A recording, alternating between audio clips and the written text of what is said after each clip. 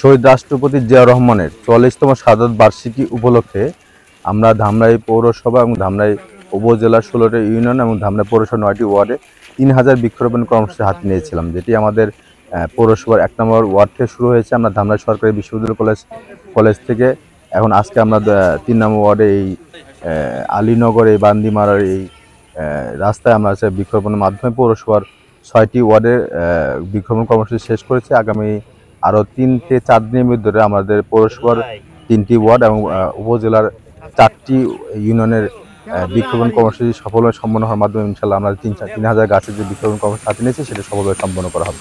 এবং এই গাছ আমাদের এই অঞ্চলের পরিবেশ বিপর্যয়ের হাত থেকে রক্ষা করবে। আপনি জানেন যে আসলে ধামরা একটি কৃষি বান্ধব একটি এলাকা। এখানে আপনার আমাদের গত ১৫ বছরে আওয়ামী লীগ সরকারের আমলে এই গাছের প্রত্যেকটা এলাকাতে বৃক্ষ কেটে আপনার ইট ভাটাতে অনেক বেশি ব্যবহার করা হয়েছে এবং এই ইট ভাটার কারণে কিন্তু গাছগুলো উজাড় হয়ে গেছে।